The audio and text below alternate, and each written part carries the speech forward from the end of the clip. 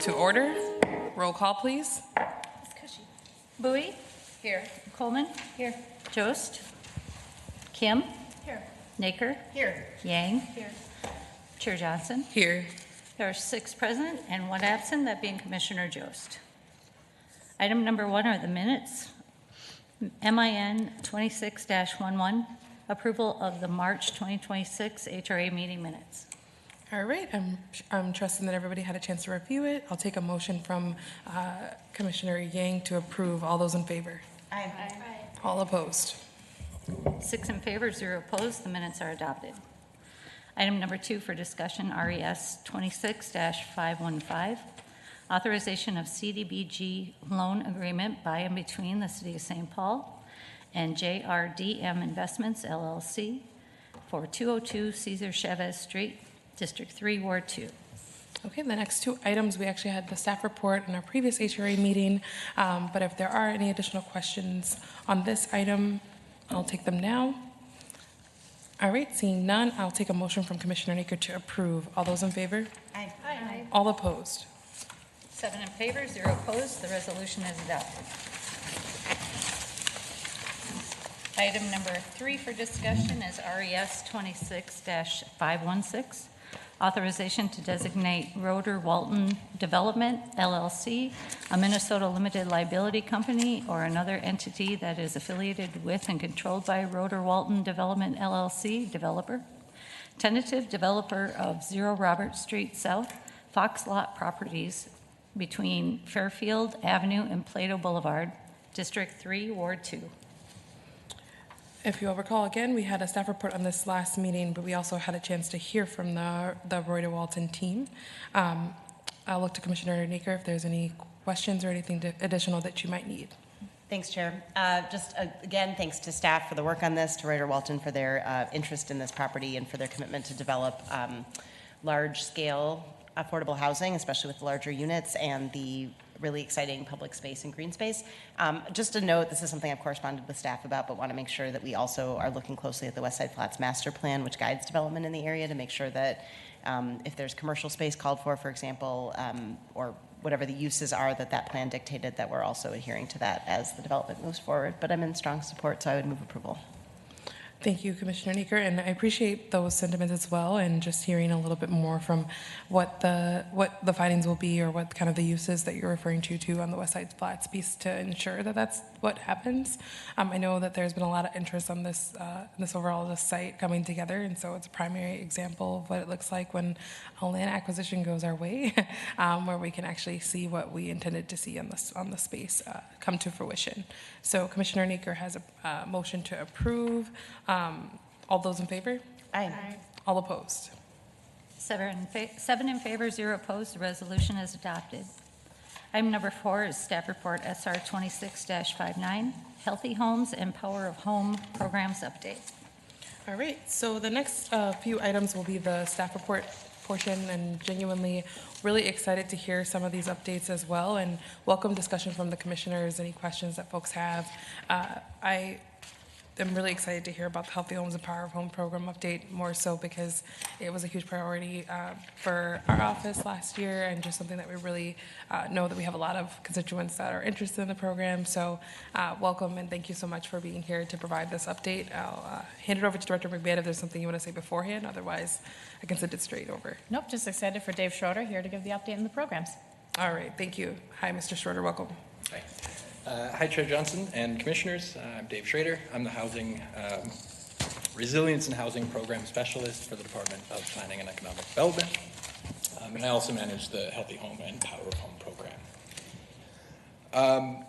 In the interest of time, I'll briefly go over the program overviews and then provide a program update.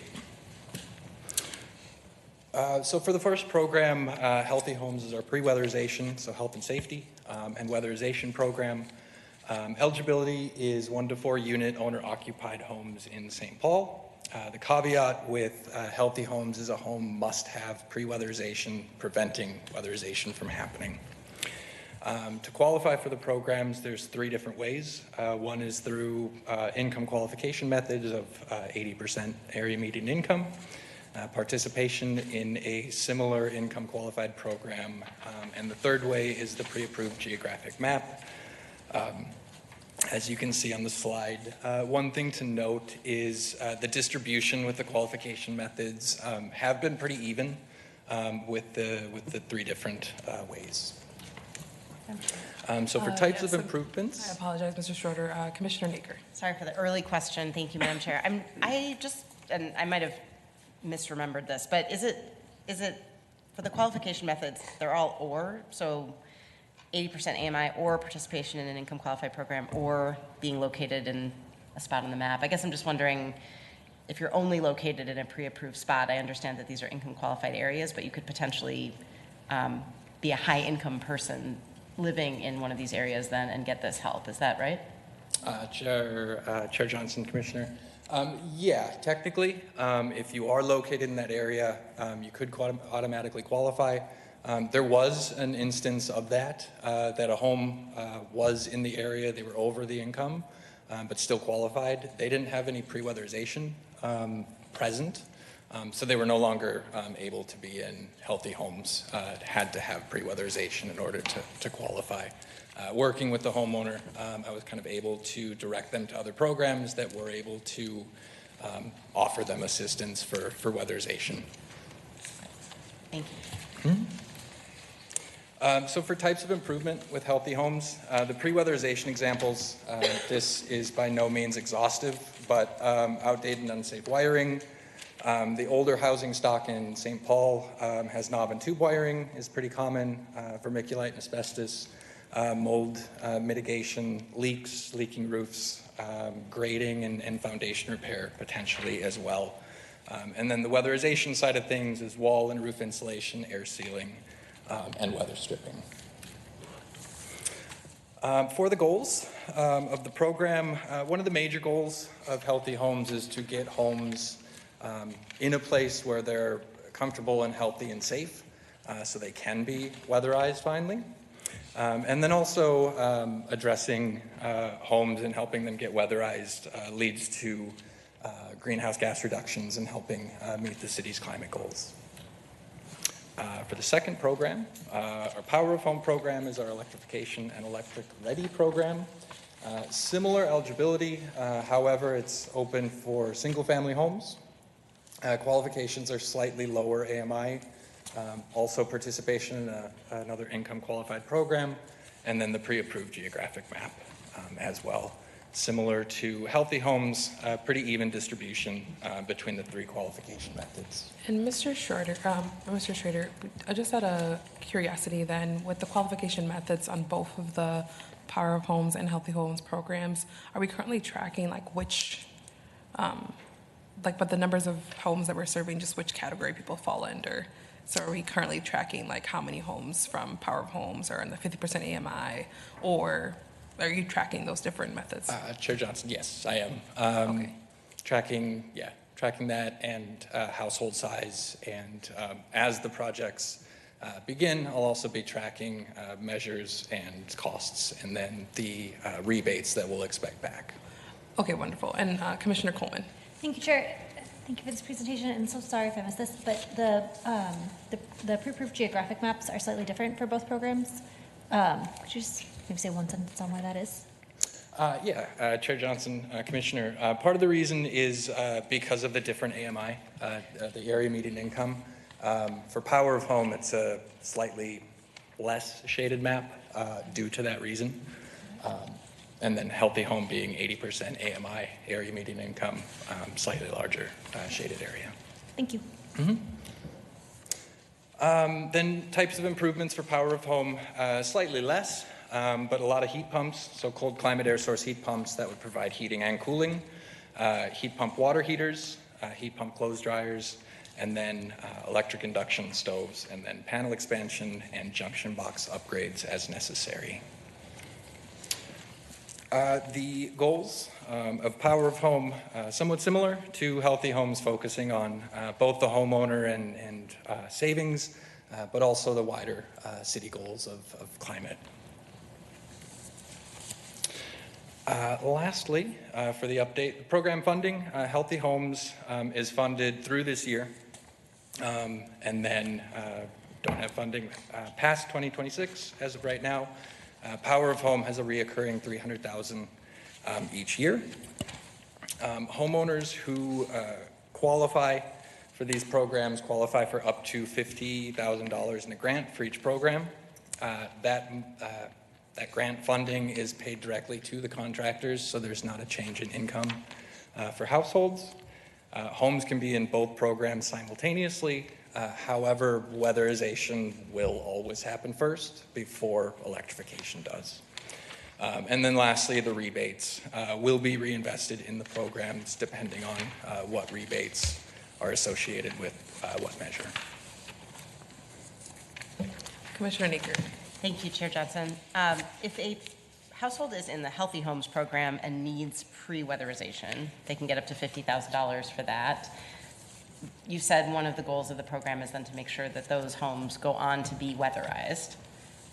I'm wondering, would they then be eligible for another $50,000 through Healthy Homes to be weatherized? Or if not, how do we make sure that the pre-weatherized homes also go on to be weatherized homes?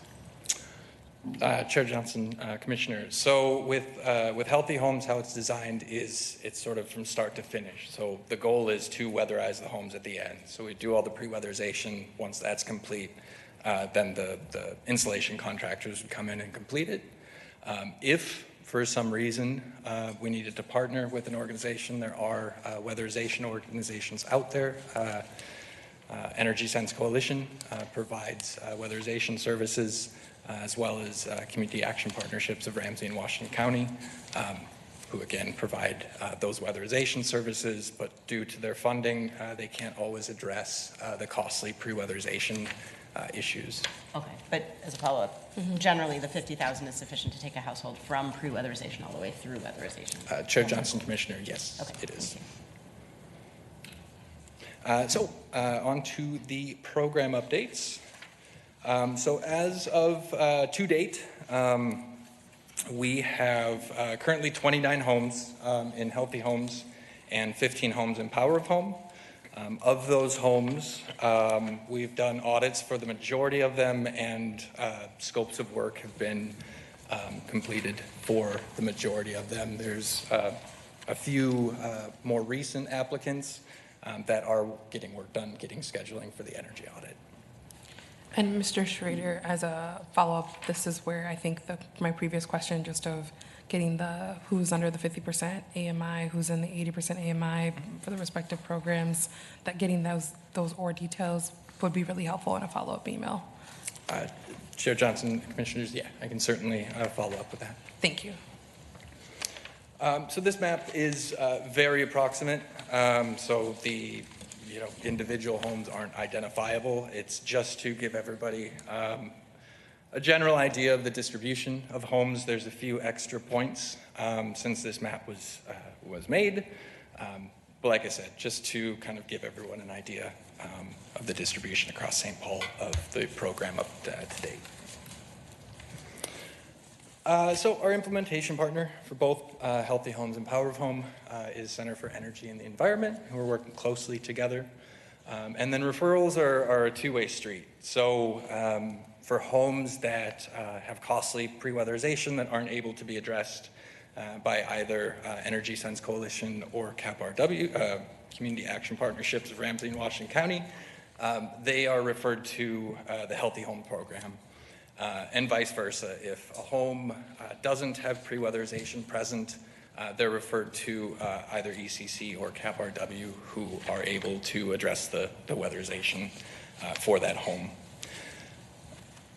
And then lastly, and importantly, these programs are not meant to compete with either ECC or CAPRW. They're meant to complement those programs and assist in those homes that aren't able to be weatherized. So for energy savings, we've estimated so far for 14 homes, there will be more savings coming. But of those 14 homes, it's estimated savings annually of $9,700 with a greenhouse gas emission reduction equivalent of 14 cars taken off the road for a year. The Power of Home, the estimates are coming soon. A few extra calculations are needing to be done for those, so I will happily update once I have those numbers. So outreach, we haven't advertised the programs widely, but we are consistently getting interest forms and applications in.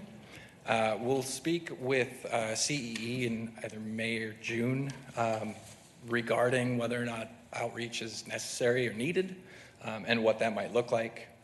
We're also working with the OTC media team to create kind of a short video highlighting the process, testimonials, before and after photos, kind of to give homeowners and potential participants an idea of what to expect in the program. Wonderful. And we do have 3 questions. So I see Commissioner Naker, Yang, and then Coleman. Thanks, Madam Chair. Would definitely appreciate the follow-up that, Chair, you asked for about who is receiving these dollars. I'm curious, I see 22 participants for Healthy Homes and 11 for Power of Home. You said 15. Does that just need to be updated? Yeah. Okay. Does that exhaust both of the tranches of money, or are there still dollars left? So there are still dollars left. It will, depending on the entire scope of work and what will be covered, we'll be getting close. We kind of estimated about 40 homes in Healthy Homes potentially. With those rebates, that will certainly help extend that money for Healthy Homes. And Healthy Homes funding, just as a quick follow-up, has to be used by the end of this year? Mm-hmm. Yep. So are we on track to spending all of it by the end of this year if we potentially need to double the number of homes in it? Chair Johnson, Commissioners, yeah, I would say we're on track for using all the money. I would also say, speaking with CEE kind of May, June, July, and kind of seeing where we're at as far as funding and the current projects being worked on at that time as well. And we can kind of gauge how many more participants we can potentially enroll or look to other sources of funding. Wonderful. Commissioner Yang. Thanks, Chair Johnson. Well, I really appreciate the update. I do have a follow-up question. I was wondering, can you remind us what happens to the dollars if we have any that are unused at the end of this year for Healthy Homes? If we don't, Chair Johnson, Commissioners, if we don't use the Healthy Homes funding by the end of this year, we'll lose it. Okay, we can't roll it over to next year then? I don't believe so, but I'm happy to double check on that. Yeah, that'd be great. And then I know in the slide with outreach, you mentioned we're not doing any sort of robust engagement or outreach about this. So for the households that are currently in our programs, how did they hear about the programs? Commissioner Johnson, Chair Johnson, Commissioners. So there's a number of ways. It's Google has been, so for the interest form, we do have a line asking how they heard about the program. So it's a lot of word of mouth. Some from the council, some homeowners were watching these programs pass. And as soon as they were approved by the city council, started getting interest forms right away. And then recently there was a newsletter that went out with just a very short kind of blurb about Healthy Homes and Power of Home. And we've had kind of an influx of interest forms just from that alone. So I don't feel like the outreach, if we have to do it, will be a really heavy lift. I think it'll be relatively straightforward to get the word out that these programs are available and needing more participants. Great, thank you. I appreciate knowing that. I did want to just share that for me, like knowing that in my ward we have such a heavy population of folks who are immigrants, refugees, and English might not be their first language.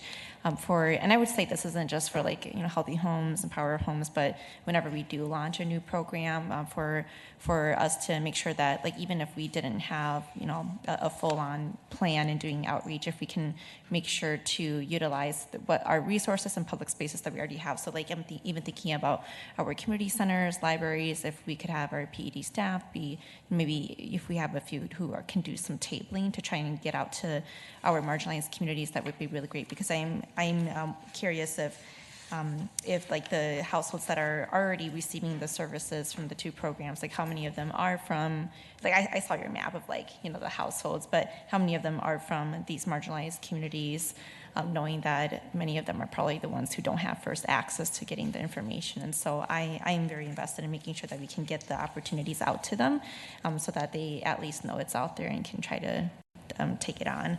And I did have a last question. Oh, okay. My last question is, I believe you said the Healthy Homes program, that's for pre-weatherization too, right? And so you brought up an example in the beginning where there was a household who isn't within like the income requirement that we have, but however they lived in the geographic area on the map there, and so they didn't have the pre-weatherization done, so they didn't qualify. So can you explain that a bit? Because I heard that from you that pre-weatherization is a part of what can be the work that can be done in healthy homes. Chair Johnson, Commissioners, yeah, so Healthy Homes is designed that we do the weatherization, but they have to have pre-weatherization that's preventing that. In other programs such as ECC or CAPRW, they have a weatherization program where they go into a house, they give an energy audit, and then they weatherize that home. There are instances where they go into a home and there's pre-weatherization and they can't. So Healthy Homes takes care of both of those aspects within one program, so the homeowner doesn't get sort of juggled around between organizations and programs. Okay.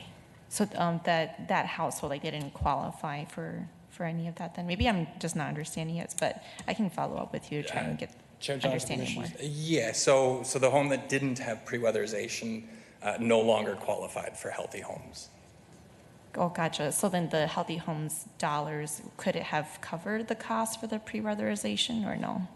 They didn't have pre-weatherization. They were already, Okay. they didn't have privatization needs, I think. They were already. Okay. So I'll just follow up with you. Thank you. yeah, so I think this is where, just as a follow-up question and kind of to what Commissioner Yang is getting at, could you give a pre-weatherization restriction example? So that to meet the eligibility, they have to have a pre-weatherization that's makes it not possible, or that isn't allowed to be weatherized or something like that. Looking at the eligibility slide, could you just give an example of what that is? Yeah, so homes must have a pre-weatherization need preventing weatherization from taking place, such as? Yeah, such as, Chair Johnson, Commissioners, pre-weatherization would be knob and tube wiring would be a pre-weatherization measure. Asbestos would be a pre-weatherization measure if they had a leaky roof. Fixing that leak, and then if there's any mold to go along with it, that would be pre-weatherization. And then the insulation would be the weatherization. Okay, so the home that we were referring to in that example that you provided didn't have one of those things. Correct. Okay. Yeah, they why didn't weren't have any of the pre-weatherization examples. Okay. They only needed the weatherization. Okay, wonderful. I was like, we're going to get there. It's always really great to, this is why we lean on some of our folks that are really in the weeds for things too. So thank you for making sure that we just got that before we moved on. I thought it was really important too. Because when you get into pre-weatherization and weatherization examples with two programs, it can be a little confusing. Commissioner Coleman.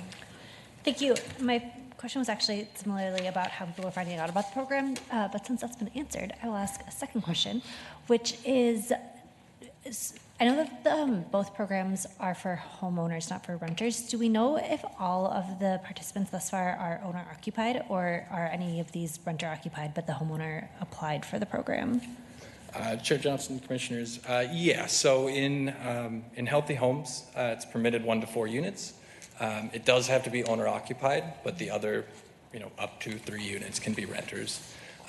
We, to date, have not had any properties above a duplex, but in those cases, the homeowner lives in 1 unit and then a renter lives in the second. Thank you. And just a quick follow-up for any single-family residences, those have all been owner-occupied in those instances? Chair Johnson, Commissioners, yes.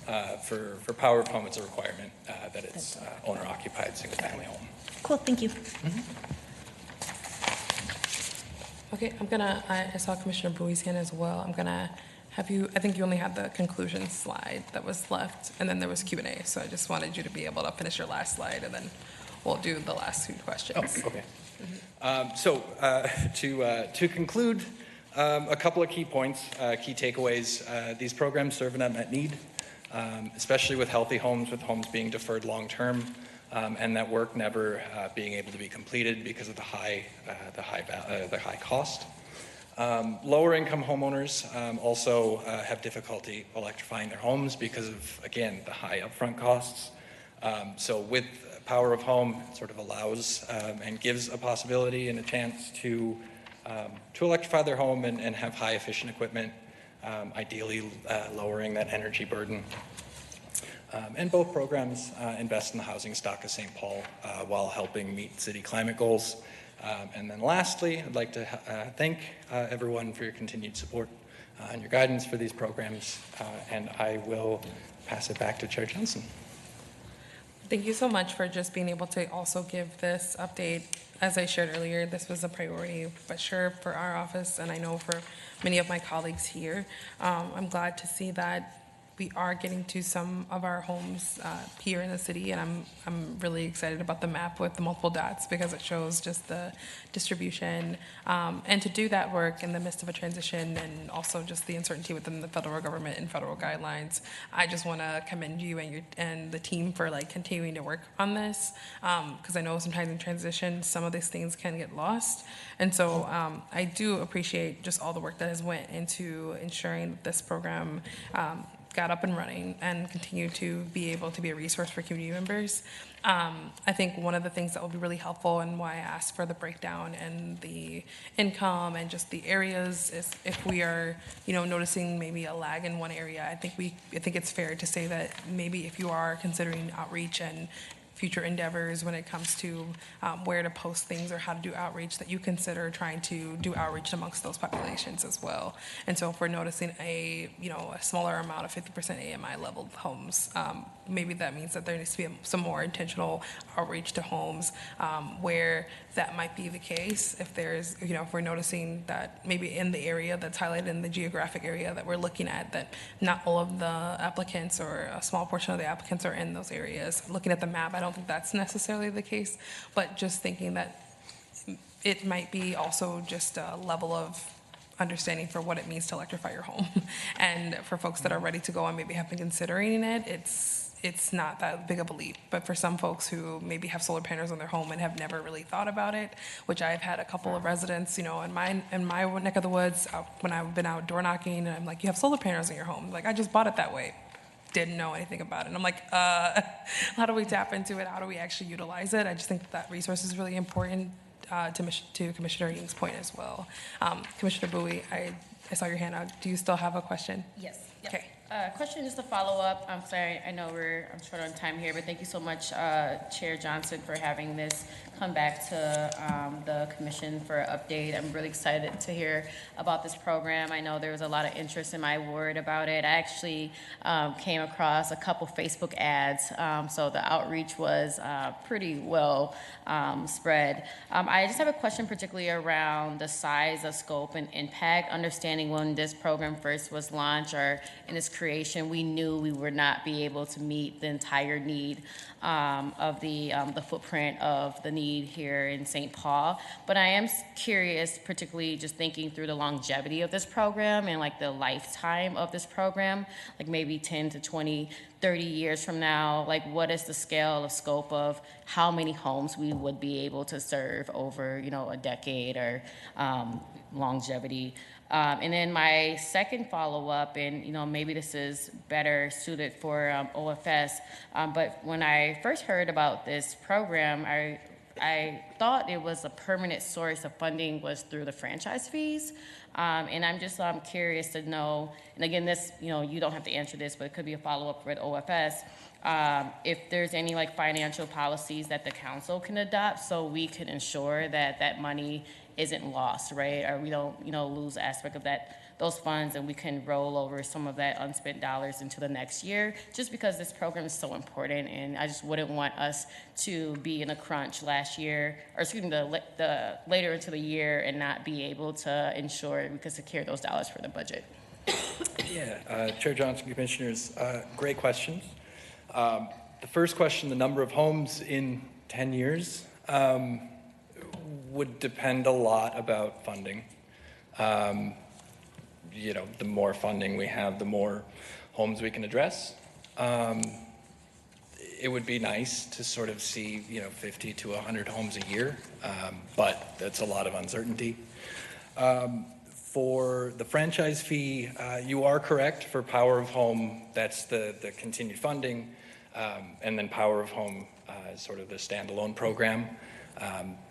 Can certainly discuss as the year goes on whether or not to sort of make them one program and have Healthy Home and Power of Home just as one, or what that might look like. But I agree with you. I would like to see Healthy Home continue after this year as well. Certainly with seeing the need that's already out there early on in the program launch as well. Well, thank you so much for just being here to be able to provide this update. It was really important. It was something that commissioners have requested. So really just being able to hear from you, I think gives folks some ease and reassurance that this program is alive and well and actually continuing forward and seems to be on track for expending its dollars for this year. And also on the flip side, potentially being able to use what you learned from this program when it comes to future investments and in future investment conversations, which we will be transitioning into shortly. So I appreciate that. I'm sure folks have questions and some follow-up that beyond what we've talked about today, we'll be able to reach out to you and to Director McMahon with those questions. So thank you so much. Thanks, Chair Johnson. Commissioners. Item number 5 is staff report SR 26-60, HRA owned land disposition or development plan for 2026. All right, we see Ms. Lorenz coming up to the podium here. This is really just something that we've had other conversations about, but as you know, we have several HRA-owned properties that we are looking to continue to develop on and or do something with that exist in our wards. And so really just hearing from them about their strategies as it relates to that. So I'll let Ms. Lorenz get her presentation, and Director McMahon, if there's anything further that you wanted to say about those two, or to preface or differentiate between this one and the next one. Yeah, I'm just noting that Daniela Lorenz will be giving the next 2 presentations, so she'll be up for both. For HRA property, you've received past ones, and so this is more of an update, building off of those past presentations that you've received. And then the one after that, I think, dovetails nicely into it with a small-scale development update. Ms. Lorenz, they should be on the desktop. Oh, I didn't see it. Thank you, Kelly. I should have known Kelly would have my back.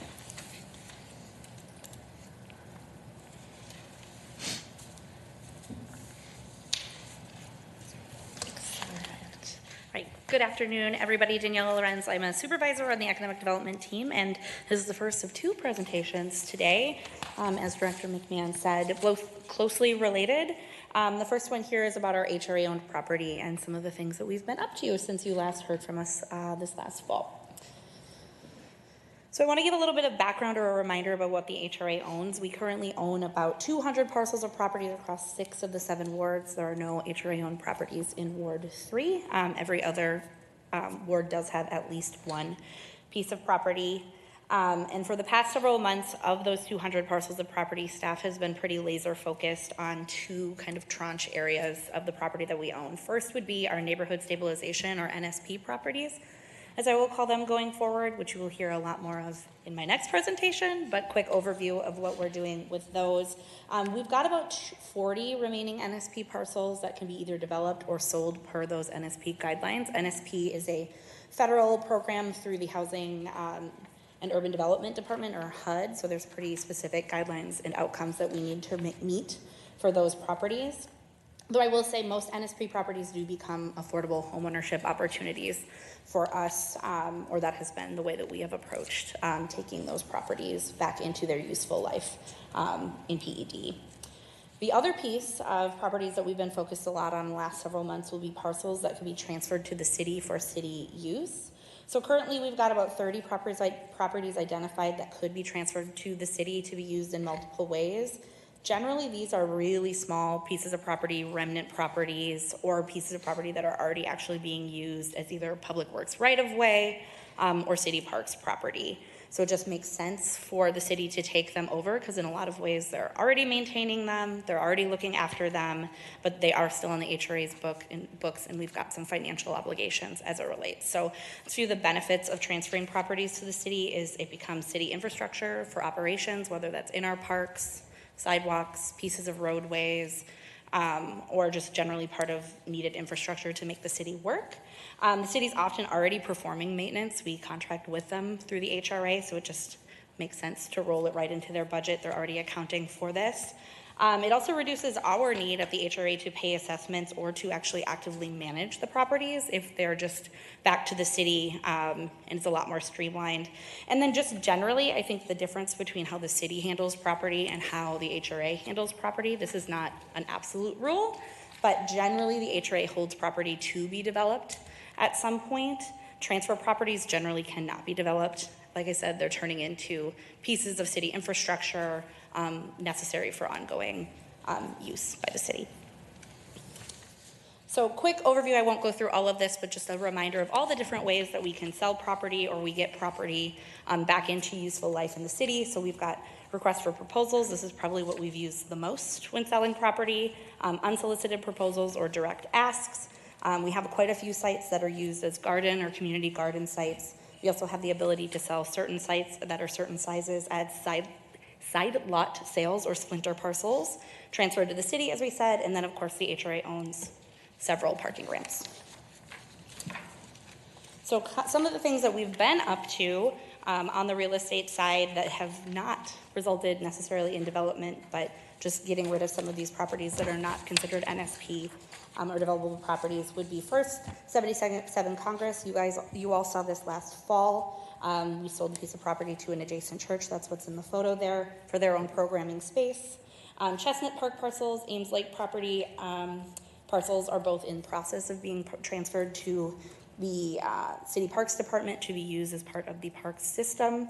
Chestnut Park parcels should be done probably early summer.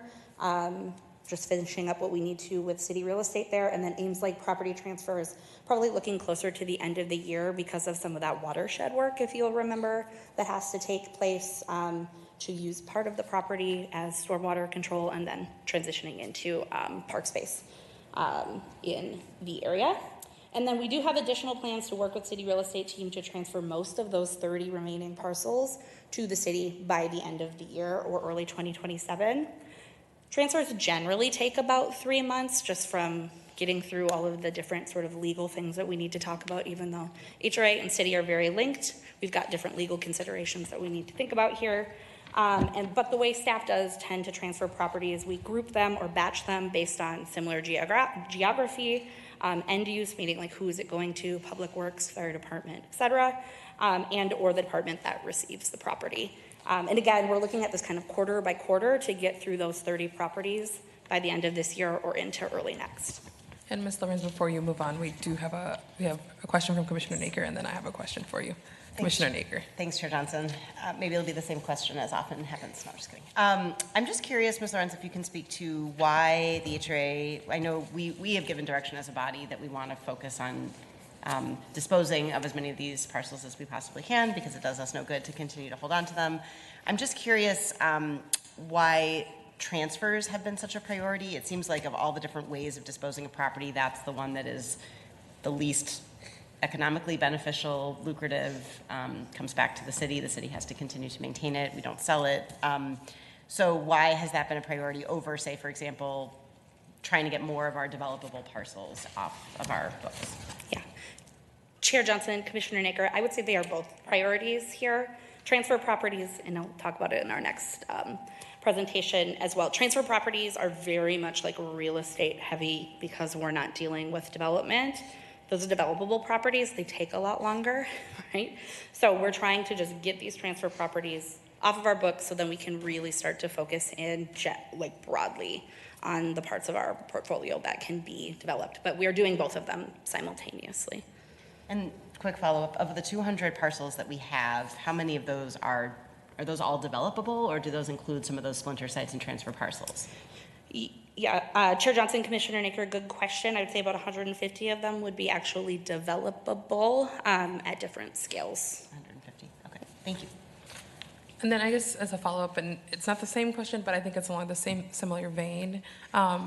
Right, so when I look at these properties and I see what the HRA has spent to acquire the land, the transfer piece is like a net zero. It doesn't necessarily provide any revenue back to the HRA for their initial purchase. Essentially, we're giving, however, like, so if we did pay for the land that we owned, technically speaking, the HRA is giving, is transferring to the city land that they purchased, this body purchased. And so we're actually losing resources and revenue in that case. And so I am just curious from a lens of prioritization in comparison to the transactions, and I think we'll get to it in possibly in the next and then in the next presentation. But instead of maybe potentially prioritizing the 30 pieces or 50 pieces of property, transferring it over to the city, not necessarily regaining any of that revenue back, I think there is something to be said for possibly thinking about ways to continue to, basically earn back what we've invested. Because not only do we purchase property for the purpose of development, but we rarely get it for free. And so the land that we do own, even though the city has maybe been maintaining it or we have ways to operate it, it's still a free transfer. And so in a way that we're not able to get it if we were to do something else with it. And so that is something that I am just in the back of my mind noticing, think it's worth kind of naming, because it's not getting back to the tax base, and it's not going into a revenue generating space. It's just pieces of land that we're essentially giving to the city. But it's not necessarily accomplishing some of the goals of this body when it comes to economic development or regenerating our tax base or catering to our housing capacity needs. And so, probably more of a statement, but also just in that sense, I think it'll be really helpful to understand what the next few months look like, especially for 2026. I'd hate to be at the end of 2026 and we've transferred all this lovely property but haven't actually invested in some of our development projects. Yeah. Chair Johnson, I think that is all fair questions. Again, I will reiterate, these transfer properties, they do cost us money now, so to get them into the city's books, while it looks like a net zero, it does end up saving us some kind of maintenance and ongoing dollars there. And these properties are so small that it's almost like prioritizing them now to just get them off of our books so we can really go all in on those developable properties that really meet the goals of the body is sort of our thinking there, but always open to how we prioritize these things. Okay, we'll continue because I do want to hold us to 3, and so I'd like to maybe spend maybe 2 more minutes on this presentation and then heading over to the next slide. So if you could talk about the also important website mapping. Yes. Thank you, Chair Johnson. So yes, as you said, we are now also in the process of updating our website and our mapping. We do currently map all of our property on our website, but now we have, and I'm nerdy, so I think it's really fun, a clickable map where people can go in, and if they are interested in learning more about the types of property we have, property that is available, and how we are intending to dispose of it going forward or sell it going forward, they can do that now. So we'll continue to iterate on this. I eventually would like for it to be fully clickable, that people can even be applying to purchase land directly in the map. It takes a little bit of time and tech to get there, but we're working on that. But this is a big step forward to just be a lot more transparent in how we're talking to developers and talking to the community generally about what we've got available, and just having a consolidated source and space for all of our land in the city. So again, I'm just reiterating what I just said, but the benefits of these mapping and updated communications, one is just we should always be iterating and updating these things as we go. It had been a while since we really updated our map. It's more transparent for the development community and the broader community if they are just interested in learning more or they want to learn how they can work with us. This is the mechanism by which we can do that. Centralized source of information and a consolidated place for information, which is helpful to you all and it's helpful to us. As well as with the rest of the community. And then some additional upcoming communication materials, updated development HRA-owned property applications. Again, we currently don't have those available online. We're going to get them online as a way to just make sure we are actively working with our developers who are interested in investing in St. Paul. And then we're iterating on the idea right now of a development newsletter to highlight resources and development opportunities and more, sort of similar to our small business newsletter. Probably wouldn't be quite at that same frequency. But we think this is an important place to, one, just make sure people who are interested in investing in St. Paul know where to go, know how to get a hold of us, know about resources coming up, and it's a great opportunity for us to just market opportunities that we have once they come online. Any other questions about this one?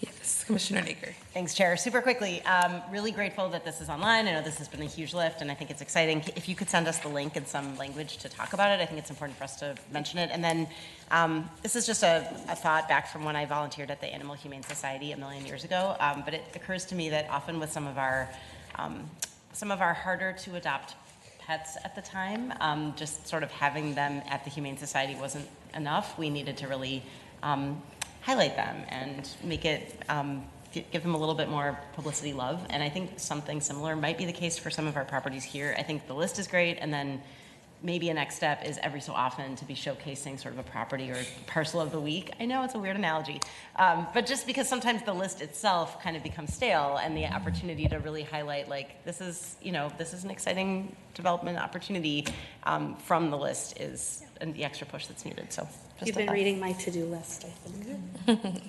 Yes, I think that's really great. And I echo those sentiments as well. Just creative ways to continue to get, I think about the Ready cohort with ULI and how, there are so many eager developers that come out of the emergency developer programs that we have across the metro. And I think that folks are always looking for an opportunity to get their foot in the door on a piece of land and partnering with the city. And so, and with the HRA too. So I think just being able to have that map available, that link available, I know I will share it out if it's sent over. So please do. We'll elevate it, and we can be creative. And knowing Commissioner Naker, lately she's been exploring so many different ways to be communicative online, and so I'm sure we'll find some way to have a nice little jacket video. Shout out to her, LA.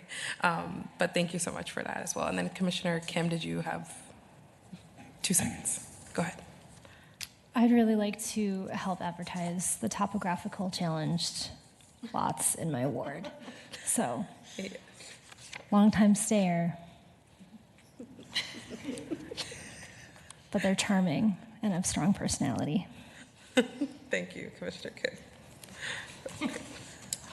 Item number 6 is staff report 26-61, update on the HRA small scale development goals and 2026 plan.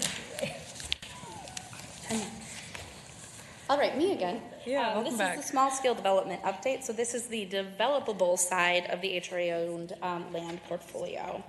So again, I wanted to give just a quick history, being mindful of time, but I would be remiss to not identify and recognize all of the significant work that has happened in our small scale development team. So since 2013, PED's operated what you all know as the Inspiring Communities program. This was the mechanism that we used to sell, rehab, and redevelop properties acquired by the HRA with the goal, specifically through that program, to provide small scale affordable housing options, particularly homeownership options. Through that work, 240 parcels were designated as Inspiring Communities properties, so that would be to get to those small-scale affordable housing options. And the way that we primarily were selling those properties to date have been through facilitated RFPs, as you would call them, the Inspiring Communities RFPs, as processes to attract developers to those specific HRA-owned properties. Again, most of these properties were acquired with those NSP dollars, meaning they have very specific federal requirements tied with them, which is why an RFP is often the best way to just be very explicit about the kinds of outcomes that we need to make sure that we're attracting developers that can do this kind of work. The impact of small-scale development work, so of those 240 properties designated as the Inspiring Community properties, 195 have been rehabbed, or developed into either homes. This is the majority of what have happened, to be purchased by income qualified buyers. I did the math today. Since 2013, we've produced 250 units of housing through this program that are available to houses between 120% AMI and 30% AMI. Most of that is falling more into like the 60 to 80%. So that's a really big deal, that a very small but mighty team has been able to do this since 2013 to really get like bread and butter economic development, community development projects done in the city. Some of these properties do become garden lots that could eventually be developed, but in the meantime, they're being used as community gardens, which provide a benefit, and then there are some that are sold if they qualify on the size side for splinter parcel or side yards to adjacent homeowners.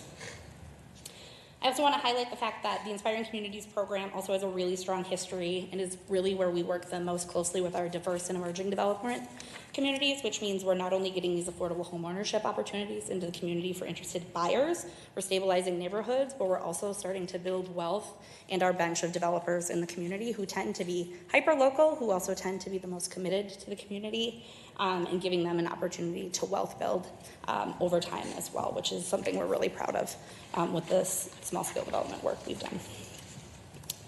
Current small-scale development work, so as I said, we own about 200 pieces of developable property at the city. About 40 of those at this point would be considered quote-unquote Inspiring Communities properties, though we also will develop other properties through our small-scale work. As you'll recall, in 2025, we moved small-scale development from the housing team into the economic development team, which is the team I'm lucky enough to get to work with every day, to allow for like a multidisciplinary team to work with our developers, to really put our arms around these developers to make sure that they can get their projects across the line. Development is really hard. Small-scale development is even harder. In particular, if you're working with new developers, tend to be a little bit undercapitalized. They need extra help, so being able to really wrap our arms around them to get them across the finish line is another big goal of this program, and we've been pretty successful.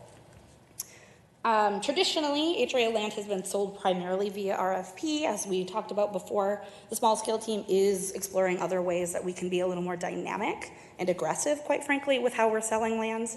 RFP still matter and they work.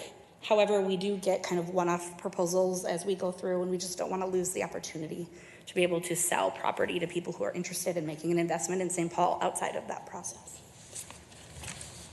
Recently completed small-scale projects really quickly: 930 York, 729 Burr, 659 Cook. These were all sold to income-qualified buyers. These went through the Inspiring Communities RFP process in the past. 695 Cook is a twin home, and then 930 York and 729 Burr, both single-family homes. Some in-progress small-scale projects: 560 Brunson, which is a 4-unit townhome project, will be under construction yet this summer. I almost said fall. I'm skipping the whole season, I guess. 1195 Burr should be coming on soon. They were finalizing some construction work there. 810 Atlantic, same story. And then we've got 47 Douglas, which is a little bit different because it's a historic St. Paul reuse of a home project as well. I see a question from Commissioner Yang. Thank you, Chair Johnson. I was wondering if you can remind us if the small-scale project homes can be sold to anybody, or are there usually requirements? Chair Johnson, Commissioner Yang, great question. If they've run through the Inspiring Communities program, which most of these have, they have to go to income qualified buyers underneath that 120% AMI. Okay, thank you. Some upcoming projects, so you all have not seen these quite yet, but get excited.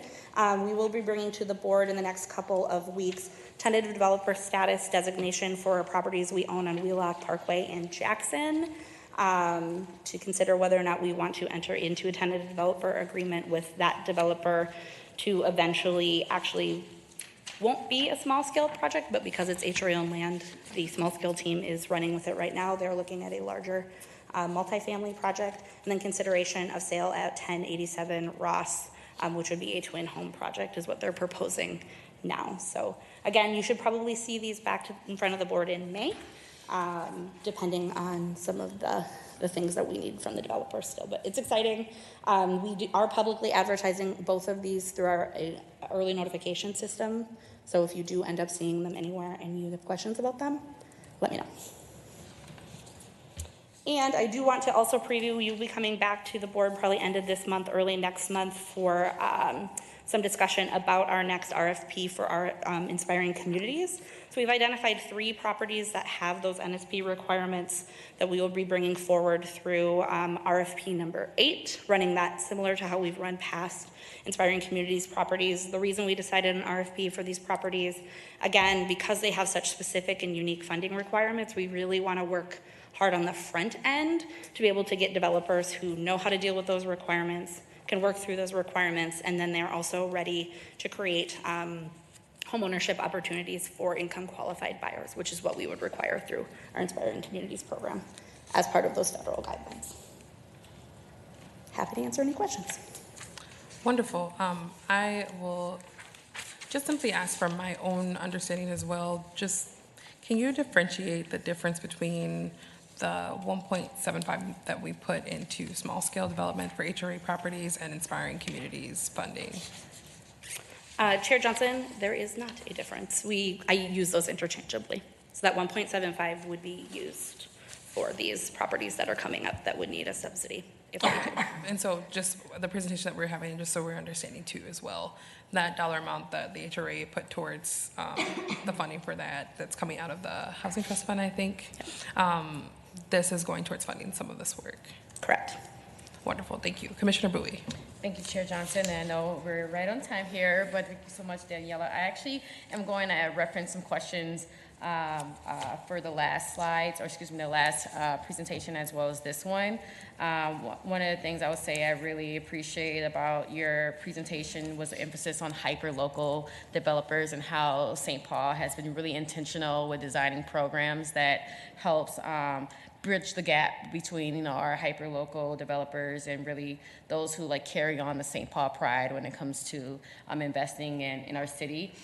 From the last presentation, I wanted to ask a question particularly around with the purchase of property. I understand with HRA, we're transferring property to the city of St. Paul, but I'm curious to know if we ever been in the business of purchasing or having a transaction with the Minnesota Department of Transportation, MnDOT.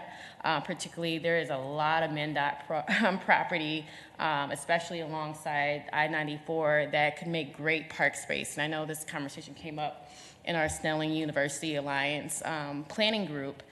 So I'm just curious around if we had in the past any transactions between counties, but most importantly, MnDOT. But I'll just wait for that answer. Yeah, Chair Johnson, Commissioner Bowie, I would have to look into our notes to see if we've done that. I'm going to look at Sarah really quickly in case she knows whether or not we've purchased anything directly from MnDOT or the county in the past. We generally don't. Sometimes they'll give us the right of way. So I know that we have a parcel level working closely with Ramsey County on it at the moment, but generally not. But it is possible. If opportunities, we've strategically acquired things in the past, if it makes sense. Whether that is for, the HRA, again, would probably be strategically acquiring to eventually develop. And I know the city has done similar things as it makes sense. Perfect, thank you so much. And then my follow-up question for the slide you just got done with was particularly 2 questions. Three questions if you don't mind, but they're really short. You're going to have a minute to answer them. Okay. One last one. Well, I guess the most pressing question, in Ward 1, I have some district councils that are very aggressive and really intentional around being part of the RFP process and scoping and writing of that process.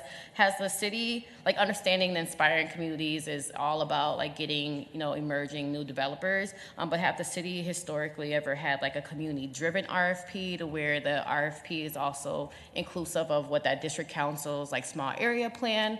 I'm just asking because for example, Frogtown Neighborhood Association, very intentional, would love to be a part of the table, but as a council member, or as a commissioner, when we're looking at the future of RFPs, where have you seen district councils as a stakeholder, what their role is when it comes to drafting these RFPs? Chair Johnson, Commissioner Bowie, We have worked with district councils in the past on various things related to this. I don't know if we have, I'm going to look at Joe now. Have we worked with district councils in the past to create the Inspiring Community? I'm getting an affirmative head shake, so yes, we have done that. We can probably get more information about that and what that's looked like. Thank you. I'll follow up on the rest, so. Wonderful. I love that. Thank you, Commissioner Bowie, and appreciate your questions as well. But I think, to echo the area of importance, each commissioner, except for the exception of our vice chair, who has HRA land in their wards, take a look at the land that you own and really, communicate to the small scale team. They've been really receptive to times where we've been able to go through the Ward 7 properties and just the plans that we have for it. So as it relates to your ward, feel free to have that communication. I know that's something that Vice Chair Joe's predecessor did effectively, and that's why they don't have any land in Ward 3. It was not by no hard work, but definitely by actually the opposite, hard work and intentionality. I will just share with you all, and thank you, Ms. Lorenz. Today, as a reminder, the Emergency Rental Assistance Program did open today, and it's open and accepting applications today and tomorrow. The team did let me know that they have done some outreach efforts, and already today they had 56 applications. So we're on trajectory, for about 200 probably before the close of business tomorrow. It's something to think about as you're just continuing to hear from folks, but just in case you're wondering if it was a need, it is. And in case you're wondering if the guidelines are in place and the applications are open, it also is. So huge shout out to the PED housing team as well for the work that they've been able to do in a short period of time to turn that around. And with that, we are adjourned.